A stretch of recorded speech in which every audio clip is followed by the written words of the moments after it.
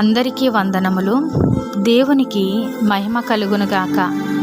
దేవునితో సహవాసం ప్రతి ఉదయం దేవునితో.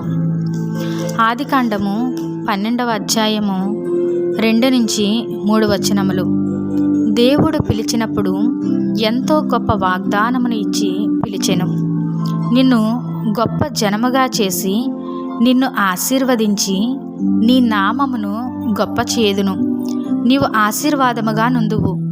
భూమి యొక్క సమస్త వంశములు నీ యందు ఆశీర్వదింపబడనని అబ్రాముతో అనగా యెహోవా వాగ్దానము చేసెను. నీవు చూచుచున్న ఈ దేశమంతటిని నీకును నీ సంతానమునకును సదాకాలము ఇచ్చెదను. 12వ అధ్యాయములో వాగ్దానము చూస్తే అబ్రహాము చీకటిలో నుండి తన ఆశ్చర్యకరమైన వెలుగులోనికి పిలిచిన దేవుణ్ణి ఎంతో నమ్మకముగా అబ్రహాము అనుసరించినప్పుడు దేవుడు మరలా ప్రత్యక్షమై నీవు చూచుచున్న ఈ దేశమును నీకును నీ సంతానమునకును ఇచ్చెదనని తన వాగ్దానమును రూఢిపరిచెను. కానీ దేవుడు ఇచ్చిన వాగ్దానము ఆలస్యమగుట గమనించిన అబ్రహామునకు దేవుని వాక్యము ప్రత్యక్షమై, అబ్రామా, భయపడకుము, నేను నీకు కేడెము, నీ బహుమానము అత్యధికమగునని చెప్పెను.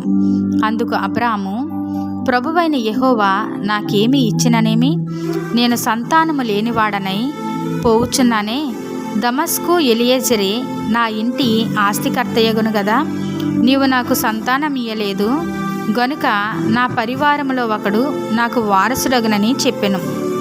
గమనించాలి, విశ్వాసముతో అబ్రహాము తన ఆత్మీయ యాత్ర మొదలుపెట్టినప్పటికీ తనకు ఇవ్వబడిన వాగ్దానము నెరవేర్చబడటలేదని గమనించి, ఇక తనకు సంతానము కలుగదేమో అనే కొద్దిపాటి సందేహముతో ప్రభువు దగ్గర రెండవ ఆలోచనను వ్యక్తపరిచెను.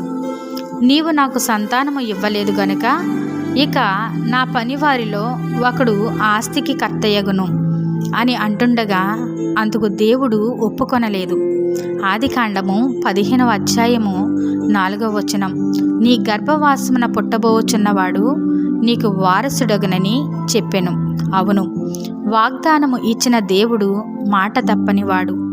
అంతకాలము ఎంతో ఓపికతో విశ్వాసముతో ముందుకు సాగిన అబ్రహాముకు ఎందుకో ఒకానొక సమయమున నాకు ఇక పిల్లలు పుట్టరేమో అని తలంచెను. కానీ దేవుడు ఆ కొద్దిపాటి సందేహమును కొట్టి పారవేసెను. ఈరోజు ఈ మాటలు వింటున్న సహోదరి సహోదరుడా, ఎంతో కాలముగా దేవుడు నీకు అనుగ్రహించిన వాగ్దానమును పట్టుకొని ఆయనను నమ్ముకొని విశ్వాసముతో ముందుకు సాగుతున్నావు. కానీ ఆ వాగ్దానపు నెరవేర్పు నీ కనుచూపు మేరలో కానరావడం లేదు.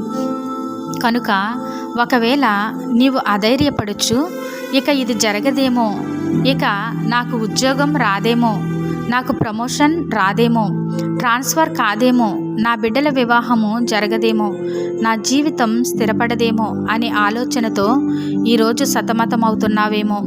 ప్రభువు అంటున్నాడు, నేను నీకు చెప్పిన దానిని నిర్ణయ కాలమున జరిగింతును.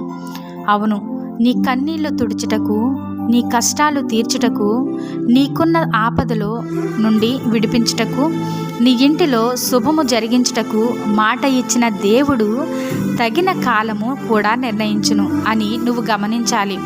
అబ్రహామునకు వాగ్దానము చేసిన దేవుడు అది నెరవేర్చుటకు తగిన కాలమును నిర్ణయించెను. అదే రీతిగా ఆ నిర్ణయ కాలమందే శారాను దీవించి ఆమెను దర్శించెను. ఇస్సాకును వారికి బహుమానముగా అనుగ్రహించి వారి నిందను కన్నీటిని కొట్టివేసెను. అదే రీతిగా నీ జీవితంలో కూడా దేవుడు నిర్ణయించిన కాలములో నిన్ను దర్శించి నీ నింద యావత్తును కొట్టివేసి ఆయన నీ కొరకు దాచి ఉంచిన బహుమానమును నీకు అనుగ్రహించును. అట్టి విశ్వాసమును గట్టిగా చేతబట్టి రెండవ ఆలోచనకు తావు ఇవ్వక మాట ఇచ్చిన నా దేవుడు నమ్మదగినవాడు, తప్పక అద్భుతం చేస్తాడు అని గ్రహించి ఓపికతో ఆయన నిర్ణయించిన కాలము కొరకు కనిపెట్టియుండి నీ వాగ్దానమును స్వతంత్రించుకొనుమని, నీ కొరకు దాచబడిన అద్భుతమును కల్లారా చూడమని ప్రభు పేరట మనవి చేయుచున్నాను. దేవుడు ఈ మాటలను దీవించునుగాక. ఆమెన్. ఇట్లు మీ సహోదరి శైలజ రాజ్కుమార్.